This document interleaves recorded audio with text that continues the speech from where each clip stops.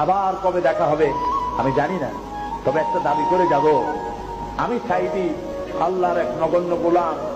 যেদিন আপনাদের কাছে খবর হবে সাইদি পৃথিবী থেকে বিদায় হয়েছে, আমি আপনাদের কাছে শুধু দোয়া চাইব, আপনারা প্রাণ ভরে আমার জন্য দোয়া করবেন। আল্লাহ রাব্বুল আলামিন কিয়ামতে আমাকে যেন ক্ষমা করে দেন, আল্লাহ পাক তার জান্নাতের ভিতরে যেন জায়গা তৈরি করে দেন। আমি শুধু আপনাদের দোয়া চাই। আর কিয়ামতে আমি চাই যারা আমাকে ভালোবাসলেন, যারা আমাকে মহব্বত করেন, তাদের সংখ্যা আমি জানি অনেক অনেক অনেক বেশি।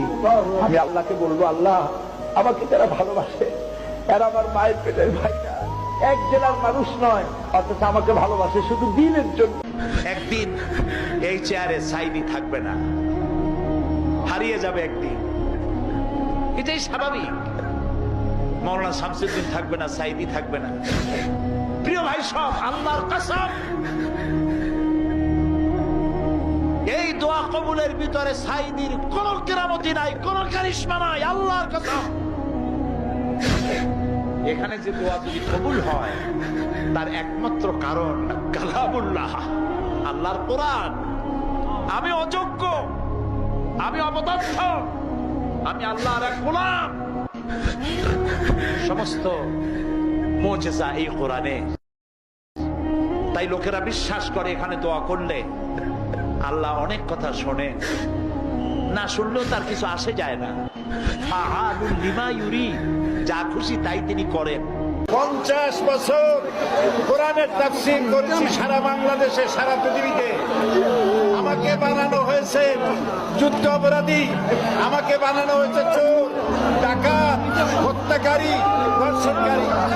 আমি আল্লাহর নামে কসম করে বলছি, আল্লাহ তোমার জাতের কসম, তোমার ইজ্জতের কসম, তোমার সম্মানের কসম, 1971 সনের এক ফোঁটা পানি বা কাদা আমার গায়ে লাগে নাই, লাগে নাই, লাগে নাই। আমার শুধু কাজ ছিল, আমার শুধু কাজ ছিল কোরআনের প্রচার করা। নাস্তিকবাদীরা সহ্য করতে পারে নাই, জালিমরা বরদাস্ত করতে পারে নাই, যার জন্য আমাকে বন্দী করে রেখেছে। আমি শাহাদাতের তামান্না করি, আমি শহীদ হতে চাই, তবে চোর ডাকাত ইত্যাদির বদনাম নিয়ে মরতে চাই না। গতকাল বলে গেছে, আমি জানতে পারলাম আজকে আসরের নামাজে